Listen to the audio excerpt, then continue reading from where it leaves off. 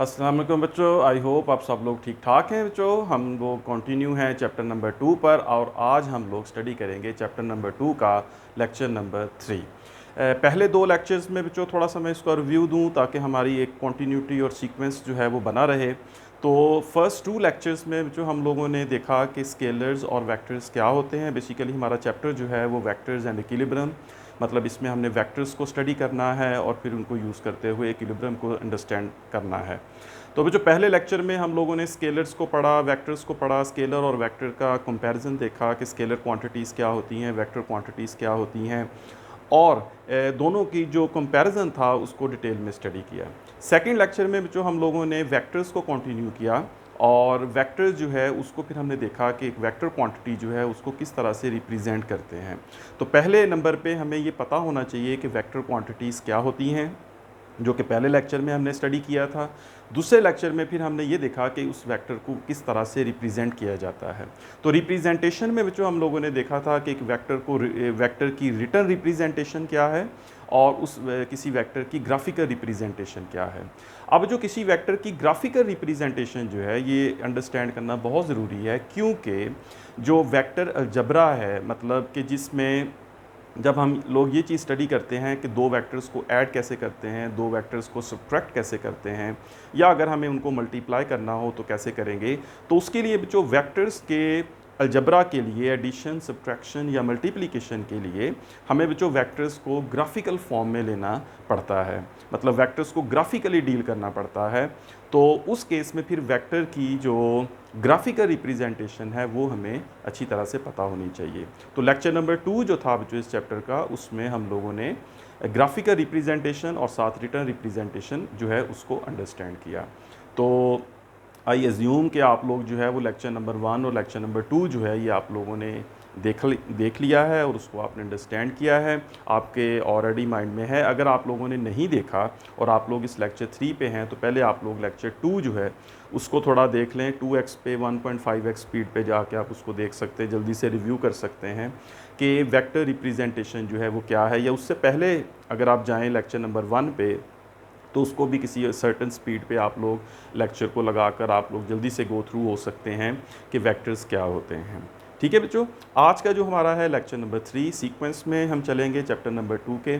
तो आज के लेक्चर में बच्चों हम लोग स्टडी करेंगे addition and subtraction of vectors. यानी एक तरह से हम इस तरह से यहाँ पे पहुँच चुके 2 लेक्चर्स के बाद कि हम यहाँ से वेक्टर अलजबरा जो है उसको अंडरस्टैंड करते हैं। ठीक है, तो एडिशन सब्ट्रैक्शन को आज के लेक्चर में रखेंगे। उसके बाद जो multiplication of a vector by a scalar, इससे अगला एक थोड़ा डिफरेंट कॉन्सेप्ट मल्टीप्लिकेशन में, उसको हम नेक्स्ट वीडियो लेक्चर में रिकॉर्ड करेंगे। ठीक है, तो आज हम सिंपल एडिशन एंड सब्ट्रैक्शन को स्टडी करते हैं। तो लेक्चर बच्चों हमारा जो है वो शॉर्ट है, इतना ज़्यादा लेंथी नहीं होगा। आप लोग अपने पास टेक्स्ट बुक रखें, कोई हेल्पिंग नोट्स हैं तो वो रखें, या और फिर इस लेक्चर के नोट्स भी ज़रूर बनाएं। साथ जितने भी पॉइंट्स यहाँ पे मैं बताऊँ उनको आप लोग नोट करते जाएं, लिखते जाएं कहीं, ताकि आपको बाद में तैयारी में आसानी रहे। ठीक है बच्चों, तो addition and subtraction of vectors में पहले हम लोग एडिशन को देखेंगे और फिर उसके बाद सब्ट्रैक्शन को देखेंगे कि किस तरह से सब्ट्रैक्शन हो सकती है।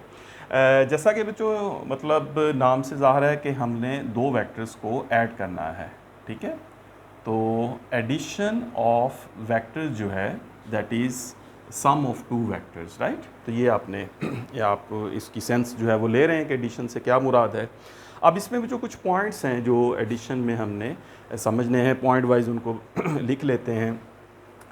इसमें जो पहली बात ये है एडिशन ऑफ वेक्टर्स में, पहला पॉइंट या पहली बात ये है कि एडिशन ऑफ वेक्टर्स में ये हम लोग ग्राफिकली वेक्टर्स को ले रहे हैं। ठीक है, तो यहाँ पे जो एडिशन है दैट मीन्स ग्राफिकल रिप्रेजेंटेशन। तो यहाँ पे मैं लिखता हूँ to add vectors we must represent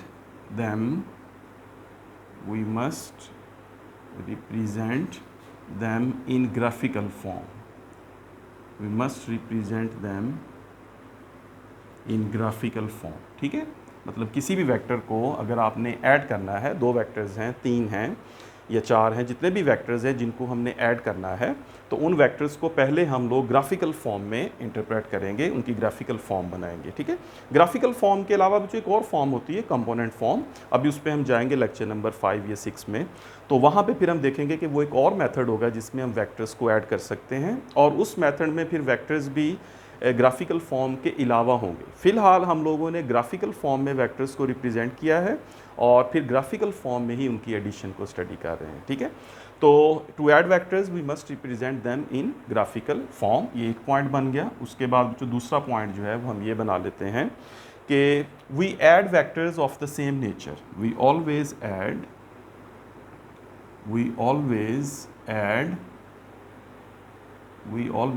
vectors of the same nature, right. ये जो दूसरा पॉइंट है, इसका मतलब ये है कि जब हम वेक्टर्स को ऐड करते हैं तो उसके लिए अंडरस्टूड है कि उन वेक्टर्स की जो नेचर है वो सेम होनी चाहिए। ठीक है, नेचर के सेम होने का मतलब जो ये है कि फ़र्ज़ कीजिए ये हमारे पास एक वेक्टर है, ये वेक्टर रिप्रेजेंट कर रहा है एक्सेलरेशन को। ठीक है, ये एक्सेलरेशन है, तो इसमें अगर हम एक दूसरे वेक्टर को ऐड करना चाहते हैं, ये a1 है, तो दूसरा वेक्टर जो है वो a2 है, तो ये वेक्टर जो है ये एक्सेलरेशन है, तो ये वेक्टर भी एक्सेलरेशन है, मींस के सेम नेचर है दोनों की, तो एक्सेलरेशन जो है वो एक्सेलरेशन में ही ऐड होगा। ठीक है, तो ये भी आपने याद रखना है। इस तरह अगर बच्चों हम किसी वेक्टर को हमने कहा कि ये फोर्स है, जैसा कि लेट्स से f1 है, तो दूसरा वेक्टर जो है वो भी f2 है और वो फोर्स है। इस तरह का तीसरा वेक्टर है वो f3 है, तो वो भी फोर्स है। तो हम f1 plus f2 plus f3 करेंगे तो इट इज़ अंडरस्टूड कि ये जो तीनों वेक्टर्स हम लोग ऐड कर रहे हैं, ये तीनों वेक्टर्स जो हैं ये सेम नेचर के हैं। ठीक है, ऐसा नहीं हो सकता कि अगर मैं यहाँ से f1 ले लूँ और यहाँ से a1 ले लूँ, मींस के f1 वेक्टर और a1 वेक्टर दोनों को ऐड करूँ, ऐसा नहीं होगा क्योंकि दोनों की नेचर सेम नहीं है। ये फोर्स है, ये एक्सेलरेशन है, या सिंपल वर्ड्स में हम ये कह सकते हैं कि force can not be added into acceleration.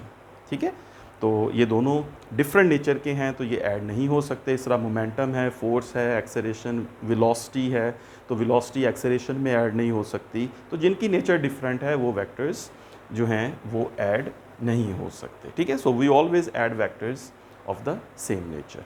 तीसरा जो ये है कि we use there are 3 different graphical methods. ठीक, तो तीसरा पॉइंट है हमारे पास, देयर आर 3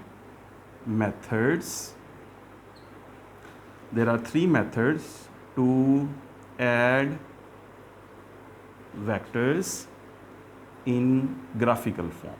ठीक है, इन ग्राफिकल फॉर्म, तो अगर वेक्टर्स जो हैं वो ग्राफिकल फॉर्म में हैं तो उसके लिए जो हमारे पास 3 मेथड्स हैं जिनसे हम उन वेक्टर्स को ऐड कर सकते हैं। ठीक है, कौन कौन से जो है वो 3 मेथड्स हैं, उसमें जो पहले नंबर पे हमारे पास मेथड है उसे हम कहते हैं हेड टू टेल रूल या हेड टेल रूल, और दूसरा जो हमारे पास मेथड है that is parallelogram,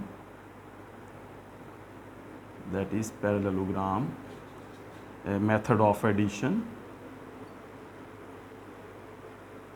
parallelogram method of addition of vectors, और तीसरा जो है ये जो ट्राइंगल लॉ, तीसरा जो है इसको हम कहते हैं ट्राइंगल लॉ ऑफ एडिशन।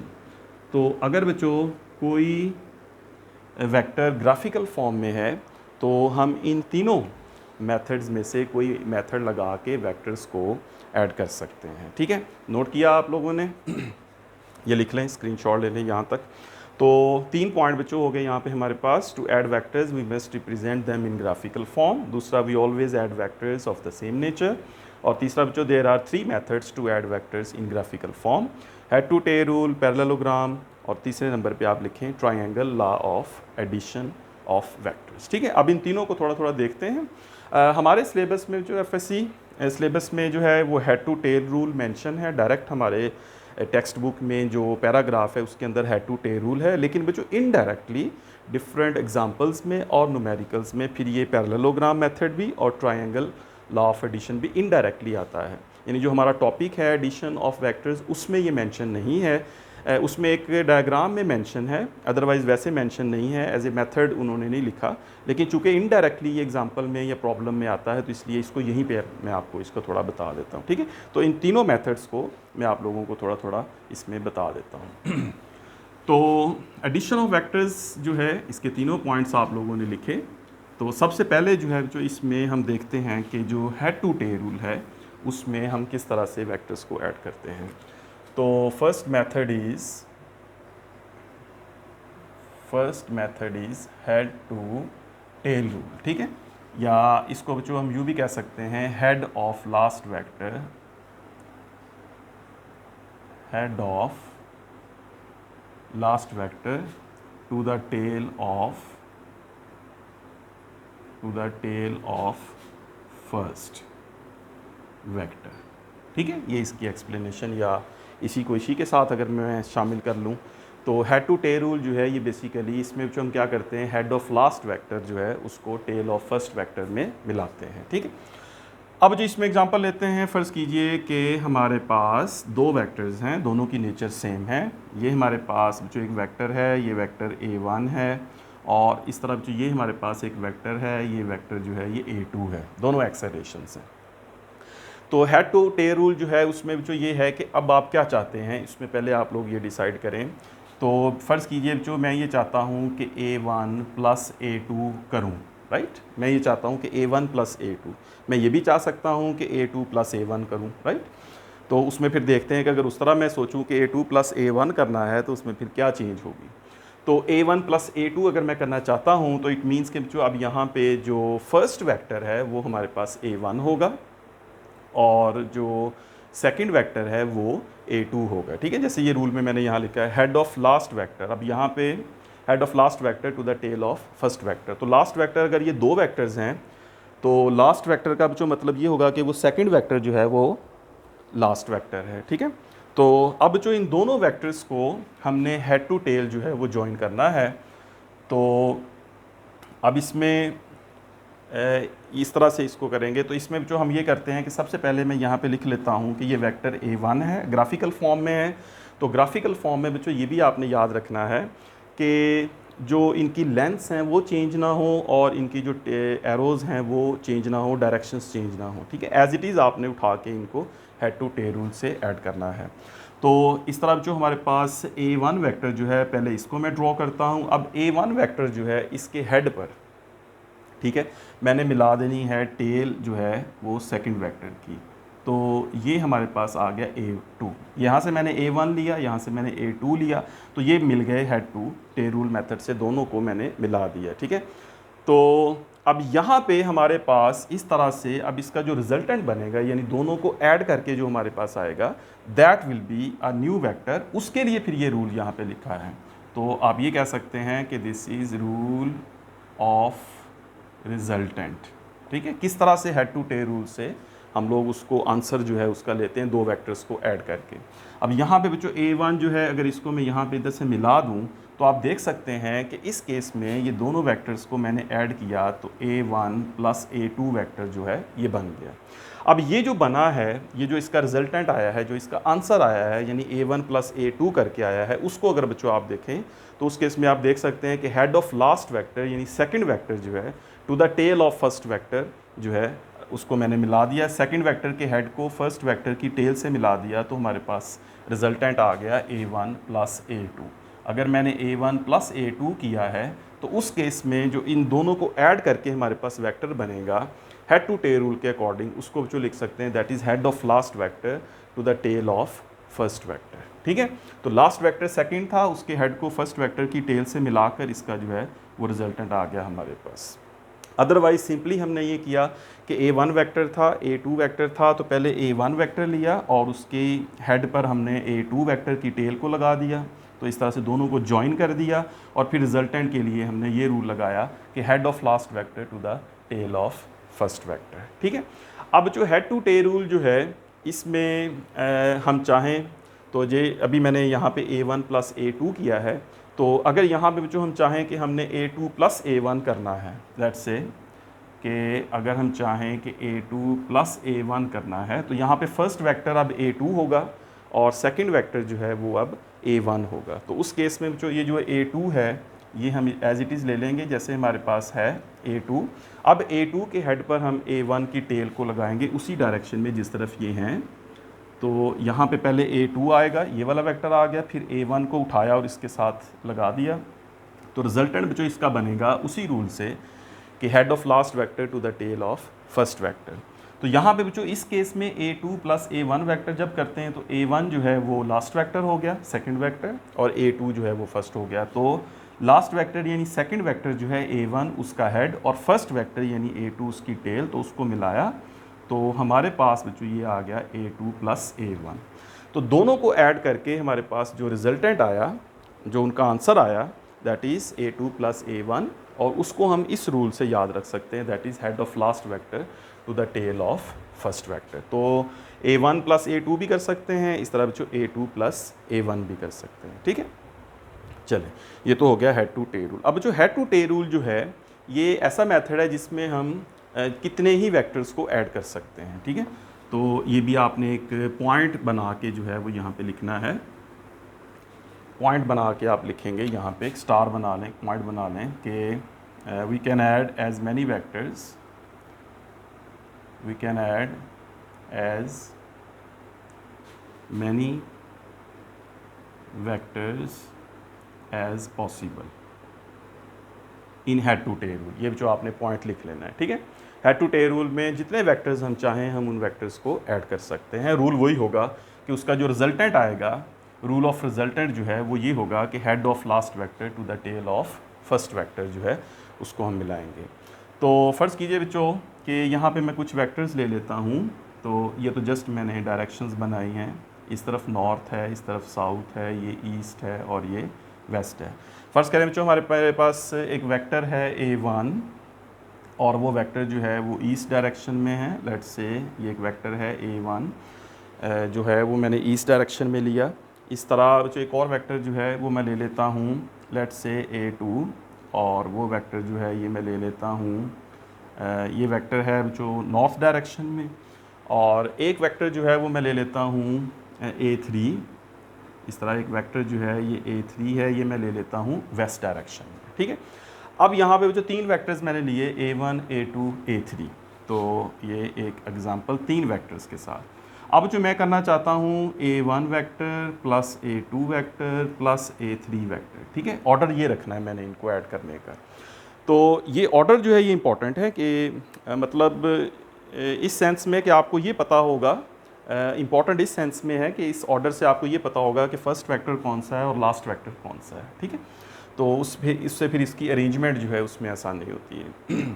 अब जो A1 plus A2 plus A3 करना है तो सबसे पहले हम लोग जो फर्स्ट वेक्टर है यहाँ पे वो A1 है और जो लास्ट वेक्टर है वो A3 है। तो फर्स्ट वेक्टर लिया हमने, यहाँ पे फर्स्ट वेक्टर जो है उसको हमने ड्रॉ किया एज इट इज़ जैसे है हमारे पास, तो ये A1 आ गया। उसके बाद हमने A2 लेना है, A2 को उठाया, उसकी टेल को हमने जो ज्वाइन कर दिया इस A1 के हेड के साथ, तो ये हमारे पास आ गया A2। और उसके बाद बच्चों हम A3 देखते हैं, तो A3 को एज इट इज़ हमने वहाँ से उठाया और उसको ज्वाइन किया हमने A2 के हेड के साथ। तो ये जो हमारे पास वेक्टर आ गया A3। तो A1 plus A2 plus A3 head to tail उनको जोड़ते जाएं, राइट। अब हमने इसका रिजल्टेंट फाइंड करना है। तो बच्चों रिजल्टेंट के लिए आपने ये लाइन याद रखनी है, head of last vector join head of last vector to the tail of first vector. तो इससे आपको जो रिजल्टेंट है वो मिल जाएगा A1 plus A2 plus A3 का।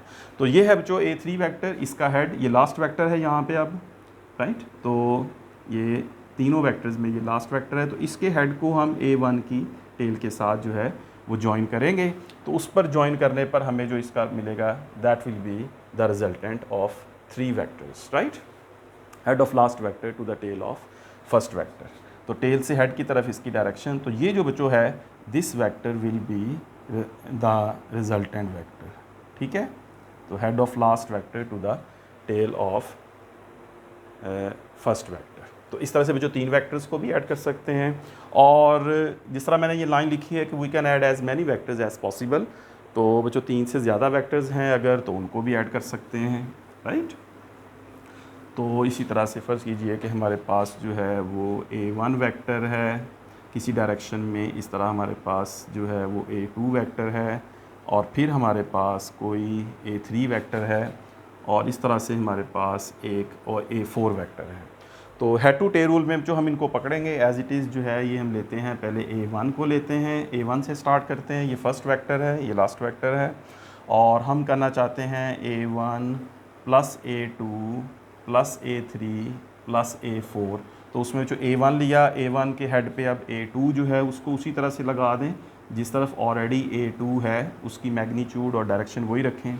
फिर A3 ले लें जो यहाँ से, तो ये हमारे पास A3 वेक्टर है जिसको यहाँ अरेंज करेंगे। फिर A4 है, तो यहाँ पे बच्चों जो है ये A4 वेक्टर हम ले लेंगे, उसी तरह से उसी डायरेक्शन में हमारे पास बन जाएगा।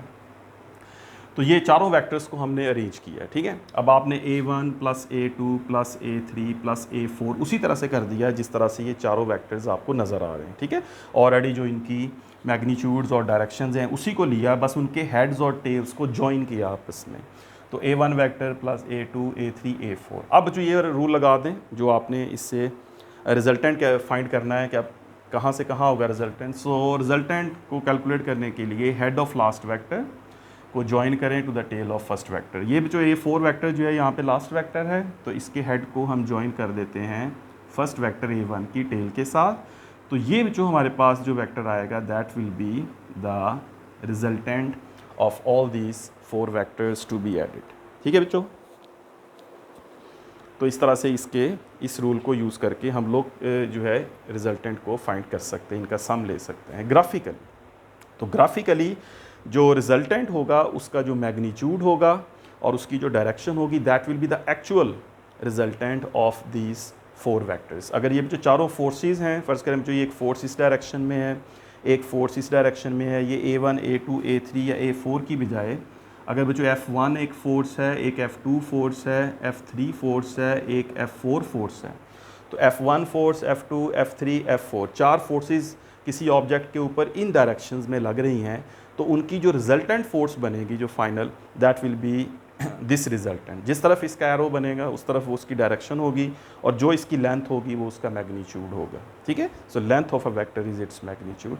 तो इस तरह जो ग्राफिकल वे से हम वेक्टर्स को ऐड कर सकते हैं, और उसमें जो रूल ये है कि we can add as many vectors as possible, ठीक है। ये रूल हमने यहाँ पे याद रखना है, ठीक। अच्छा बच्चों, ये तो पहला मेथड है, इसको हम कहते हैं हेड टू टेल रूल। और उसके बाद बच्चों जैसा कि मैंने आपको बताया कि हमारे यहाँ पे डायरेक्ट पैराग्राफ में नहीं, लेकिन एग्जांपल्स में ये है कि हमने पैरेललोग्राम ऑफ वेक्टर एडिशन जो है वो समझना है, ट्रायंगल। तो ये मैं थोड़ा सा आप लोगों को बता देता हूँ। इसमें बच्चों जो पैरेललोग्राम मेथड है एडिशन का, तो उसमें बच्चों ये आप याद रखें कि इसमें सिर्फ हम लोग 2 वेक्टर्स जो है उनको ऐड कर सकते हैं, ठीक है। Only 2 vectors can be added parallelogram method में, राइट। तो only 2 vectors can be added. तो इसमें जो ये है कि हमारे पास एक वेक्टर है जो कि है F1 वेक्टर, और इस तरह से हमारे पास एक वेक्टर है जो कि F2 है। तो दोनों वेक्टर्स को बच्चों पैरेललोग्राम मेथड से जब ऐड करना है तो हम इन दोनों की टेल्स को ज्वाइन कर देते हैं, ठीक है। पैरेललोग्राम मेथड का तरीका ये है कि आप दोनों वेक्टर्स ले लें F1, और फिर ये वाला वेक्टर आप ले लें, ये वेक्टर है F2, दोनों की टेल्स को ज्वाइन करना है, ठीक है। हेड टू टेल वाला जो मेथड था उसमें पहले के हेड दूसरे की टेल को ज्वाइन करना है, टेल्स को हेड के साथ ज्वाइन करते जाएं। 3 वेक्टर्स हैं तो तीनों में ये रूल लगा दें कि टेल्स को हेड के साथ ज्वाइन करते जाएं, और रिजल्टेंट जो है वो फिर इस रूल से फाइंड कर लें। लेकिन पैरेललोग्राम में हम दोनों की टेल्स को ज्वाइन करते हैं, ठीक है। ये आपने याद रखना है, ये भी पॉइंट। उसके बाद जो ये F1 और F2 जब दोनों की टेल्स ज्वाइन हो गई तो फिर हम यहाँ पे एक पैरेललोग्राम कंप्लीट कर देते हैं। वो इस तरह से कि ये जो F1 है इसके पैरेलल एक लाइन हम यहाँ ड्रॉ कर देते हैं, जैसे ये F1 है तो इसके पैरेलल और इसी की लेंथ में, और उसके बाद जो ये जो F2 है इसी में हम इसको ज्वाइन कर देते हैं। तो ये एक पैरेललोग्राम बन गई, F1 के इक्वल यहाँ पे लाइन बन गई, F2 के इक्वल यहाँ। तो इसका जो रिजल्टेंट होगा वो जो फिर इसका डायगोनल होगा जो हम ड्रॉ करेंगे एक एंड से दूसरे एंड की तरफ, इस पैरेललोग्राम के एक कॉर्नर से दूसरे कॉर्नर की तरफ से, O से लेके इस P तक आप कह लें। तो ये जो वेक्टर बनेगा that will be the resultant vector. तो इस तरह से हम लोग 2 वेक्टर्स को पैरेललोग्राम के मेथड से भी ऐड कर सकते हैं, ठीक है। तो उसमें सिर्फ 2 ही ऐड होंगे, और उसमें जो दो ही ऐड होंगे, दोनों की टेल्स को मिला दें, पैरेललोग्राम बना दें, कंप्लीट कर दें एक इमेजिनरी पैरेललोग्राम F1 के इक्वल, F2 के इक्वल। तो एक इमेजिनरी पैरेललोग्राम बनाकर उस पैरेललोग्राम में फिर उसके जो डायगोनल है उसको कंप्लीट करें, तो वहाँ से जो हम लोग इसको जो है वो इसका सम जो है, इसका रिजल्टेंट जो है वो ले सकते हैं। ठीक है, तो उसके बाद जो है जो तीसरा जो है वो ट्राइंगल। तो ट्राइंगल लॉ जो है उसमें जो आप कह सकते हैं कि हमारे पास ये एक तरह से हेड टू टेल ही है। तो ट्राइंगल लॉ जो है उसमें जो ये है कि अगर आपके पास दो वेक्टर्स हैं, तो दो वेक्टर्स जो है ये F1 है और दूसरा वेक्टर जो है ये F2 है।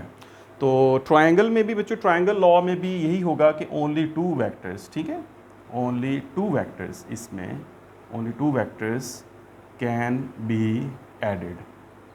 तो उस केस में फिर हमारे पास जो दो वेक्टर्स ही होंगे। तो फ़र्ज़ कीजिए जो कि हमारे पास दो वेक्टर्स हैं और एक वेक्टर है हमारे पास F1, एक वेक्टर है हमारे पास F2। तो ऐसा करें बच्चों कि इन दोनों वेक्टर्स को एक ट्रायंगल फॉर्म में जो है वो अरेंज कर दें। ठीक है, एक ट्रायंगल कंप्लीट कर दें, यानी इन दोनों वेक्टर्स को लें, इनकी लेंथ्स को, और तीसरी नहीं है तो उसको हम खुद से ड्रॉ कर लेंगे। तो इसमें जो ये है कि हमारे पास पहले हम ड्रॉ करते हैं F1 को, फिर वहाँ हम दूसरे को ड्रॉ कर लेते हैं, ये होगा F2, और तीसरा जो है जो ये खुद से हम ड्रॉ करेंगे, तो that will be a complete triangle. ठीक है, F1 F2 थे और तीसरा हमने खुद से ड्रॉ करके एक ट्रायंगल जो है उसको कंप्लीट कर लिया। F1 और F2 को एज इट इज़ लिया, उनके मैग्नीट्यूड, उनकी डायरेक्शंस ली और फिर उसको ट्रायंगल फॉर्म में अरेंज कर दिया हमने। अब इसमें जो रिजल्टेंट होगा इस केस में कि F1 और F2 को जो ऐड करेंगे तो रिजल्टेंट क्या बनेगा, उस केस में जो ये होगा कि इसका ऑर्डर चेंज करना है आपने। ठीक है, ऑर्डर सेम नहीं रखना। जैसे आप देखो कि ऑर्डर से मुराद ये है कि F1 इस तरफ है, F2 इस तरफ है, तो F3 इस तरफ नहीं होगा, यानी इनका रिजल्टेंट उसी डायरेक्शन में नहीं होगा बल्कि उसके ओपोजिट होगा। तो ओपोजिट डायरेक्शन में इसका आपने रिजल्टेंट ले लेना है। ठीक है, तो ऑर्डर नहीं चलना आपने, मतलब ऑर्डर ये है कि एक वेक्टर इस तरफ है, दूसरा वेक्टर इस तरफ है, तीसरा वेक्टर ऐसे है, तो ये तो ऑर्डर हो गया ना, एक साइकिल कंप्लीट। ऐसे नहीं करना, जो रिजल्टेंट बनेगा उसका आपने डायरेक्शन को ओपोजिट शो करना है उसके ऑर्डर से। तो that opposite direction that will be a resultant vector. तो इस तरह से बच्चों दो वेक्टर्स को ट्रायंगल लॉ से भी हम लोग ऐड कर सकते हैं। तो ये जो लॉ है ट्रायंगल में, इसमें जो ये हमारे शॉर्ट क्वेश्चंस में, न्यूमेरिकल्स में इस पे बात करेंगे, ये आएगा वहाँ पे। ठीक है, इनडायरेक्टली। तो इस तरह से बच्चों ये हम वेक्टर्स को ऐड कर सकते हैं। तो वेक्टर्स को ऐड करने का वेक्टर्स को हमारे पास तीन मेथड्स हैं। तो तीनों को मैंने बारी बारी आपके साथ डिस्कस किया। Head to tail rule, parallelogram method, और तीसरा है हमारे पास ट्रायंगल मेथड। ऑलराइट, 3 पॉइंट्स हो गए बच्चों। अब नेक्स्ट पॉइंट आप एडिशन ऑफ वेक्टर्स के बारे में ये लिखेंगे कि addition of vector is commutative. ठीक है, तो फोर्थ पॉइंट जो है आप लोग लिखें। तो फोर्थ पॉइंट इज़ के एडिशन ऑफ वेक्टर्स obeys या फॉलोज, obeys कह लें या फॉलोज कम्यूटेटिव लॉ। ठीक है बच्चों, कम्यूटेटिव लॉ को ओबे करती है। मतलब इसका order is irrelevant, order of addition is irrelevant. आप ये भी कह सकते हैं order of addition is irrelevant to resultant. ठीक है, इररेलेवेंट टू रिजल्टेंट। अब ये है बच्चों हमारे पास कि एक वेक्टर है हमारे पास A1, एक वेक्टर है हमारे पास A2। दोनों को बच्चों ऐड करते हैं, A1 प्लस A2 करते हैं, तो दोनों को हेड टू टेल रूल से ज्वाइन कर दिया, तो इनका रिजल्टेंट बना हमारे पास ये वाला वेक्टर R। ठीक है, अब जो अगर इसमें A2 प्लस A1 करना होता तो पहले A2 ले लेते और फिर A1 ले लेते, इस तरह से कि ये हमारे पास A2 है और ये हमारे पास A1 है, तो उस केस में भी जो रिजल्टेंट है वो सेम बनना था। ठीक है, तो मतलब ये है कि अगर हम A1 प्लस A2 करते हैं या बच्चों हम A2 प्लस A1 करते हैं, तो दोनों केसेस में जो उसका रिजल्टेंट आएगा दैट विल बी सेम। ठीक है बच्चों, so addition of vector is commutative. मतलब A1 प्लस A2 करें या A2 प्लस A1 करें, ऑर्डर जो भी रखें A1 प्लस A2 या A2 प्लस A1, तो दोनों में ये इररेलेवेंट है, दोनों केसेस में रिजल्टेंट सेम रहेगा। तो ये बच्चों ओबे करेगा, हेड टू टेल रूल में भी ओबे करेगा, पैरेललोग्राम मेथड में भी ओबे करेगा और ट्रायंगुलर मेथड में भी ओबे करेगा। ठीक है बच्चों, तो ये 4 पॉइंट जो हैं ये आप लोगों ने एडिशन ऑफ वेक्टर्स के बारे में याद रखना है। ठीक होगी बात? ओके, तो एडिशन ऑफ वेक्टर्स के रूल्स और उनमें आप किस किस तरह से इसको जो है वो ऐड कर सकते हैं, तो that is addition of vectors.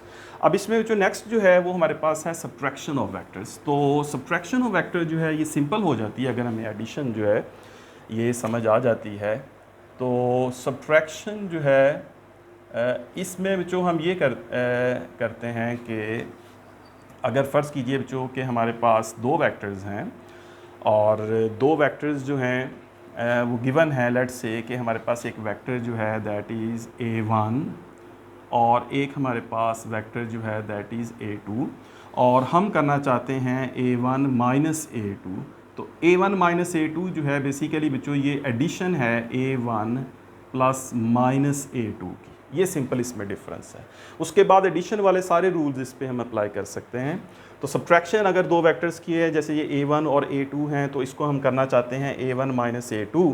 तो बेसिकली बच्चों A1 माइनस A2 जो है ये एडिशन ही बन जाती है A1 वेक्टर और नेगेटिव A2 वेक्टर्स की। तो इसमें जो अगर A1 माइनस A2 करना है तो बेसिकली हम लोग पहले करेंगे A2 वेक्टर्स को जो है ये जो ऑपोजिट कर देंगे, यानी नेगेटिव A2 बन जाएगा। इसको नेगेटिव A2 जो है वो इसका नेगेटिव वेक्टर हो गया A2 का। अब जो A1 और नेगेटिव A2 दोनों को ऐड करना है तो आप किसी भी मेथड से हेड टू टेल रूल से कर सकते हैं, पैरेललोग्राम से कर सकते हैं, ट्रायंगल से। तो that will give us A1 minus A2। तो अगर मैं हेड टू टेल रूल से करूं तो ये बच्चों हमारे पास आ जाएगा A1 वेक्टर और यहाँ पे बच्चों हम इसके साथ मिला देते हैं नेगेटिव A2 वेक्टर। तो यहाँ पे अब बच्चों इसमें ये हेड टू, इसको लास्ट वेक्टर के हेड को फर्स्ट वेक्टर की टेल से मिला दें, तो that will give us A1 plus minus A2। तो यहाँ पे ये बच्चों बन जाएगा A1 माइनस A2, राइट। तो इस तरह से बच्चों हम लोग जो 2 वेक्टर्स हैं उनकी सब्ट्रैक्शन कर सकते हैं। इस तरह जो 2 वेक्टर्स से ज़्यादा वेक्टर्स की सब्ट्रैक्शन भी कर सकते हैं। ठीक है, उसमें हम उसी रूल को जो है वो फॉलो करेंगे। तो फ़र्ज़ कीजिए बच्चों अगर एक vector A1 minus A2 minus A3 है, तो आपके पास 3 वेक्टर्स हैं, तो उसमें बच्चों आपने जिस वेक्टर के साथ नेगेटिव साइन है उसका नेगेटिव बना देना है। ठीक है, तो आपके पास एक वेक्टर है A1, फिर आपके पास एक वेक्टर है A2, फिर हमारे पास एक वेक्टर है A3। तो इसमें जो हम पहले इनके नेगेटिव्स बना दें A2 और A3 के, तो A2 का नेगेटिव जो है वो नेगेटिव A2 इस तरफ चला गया, A3 का नेगेटिव जो है वो नेगेटिव A3 इस तरफ चला गया। अब जो सिंपल आप समझें कि ये एडिशन है, A1 की नेगेटिव A2 और नेगेटिव A3 वेक्टर्स की एडिशन उसी रूल से जो हमने अभी समझा है उसके अकॉर्डिंग कर दें। इसमें पहले जो है बच्चों वो हम ले लेते हैं कि ये हमारे पास A1 है, अब उसके बाद हमने ले लेना है दिस इज़ नेगेटिव A2, और उसके बाद जो नेगेटिव A3 यहाँ पे हम ले लेंगे। So this vector will B negative A3। अब इसका रिजल्टेंट लेना है तो रिजल्टेंट का वही रूल के head of last to the tail of first. तो ये जो रिजल्टेंट होगा that will be A1 negative A2 negative A3। तो ये इस तरह से 3 वेक्टर्स की सब्ट्रैक्शन हो जाएगी। तो सब्ट्रैक्शन में बच्चों आपने ये याद रखना है कि जिस वेक्टर को सब्ट्रैक्ट करना है उसकी डायरेक्शन को चेंज कर दें, उसका नेगेटिव बना दें, और उसके बाद बच्चों फिर वही रूल अप्लाई करें जो आपने एडिशन ऑफ वेक्टर पे किए थे। ऑलराइट बच्चों, तो ये इसमें एडिशन और सब्ट्रैक्शन। इसमें सब्ट्रैक्शन में बच्चों एक डिफरेंस ये है कि सब्ट्रैक्शन इज़ नॉट कम्यूटेटिव। ठीक है, सब्ट्रैक्शन जो है वो कम्यूटेटिव नहीं होगी। इसका मतलब है कि अगर हम बच्चों करेंगे A1 माइनस A2, तो अगर हम A2 माइनस A1 करेंगे तो ये इक्वल नहीं आएगा।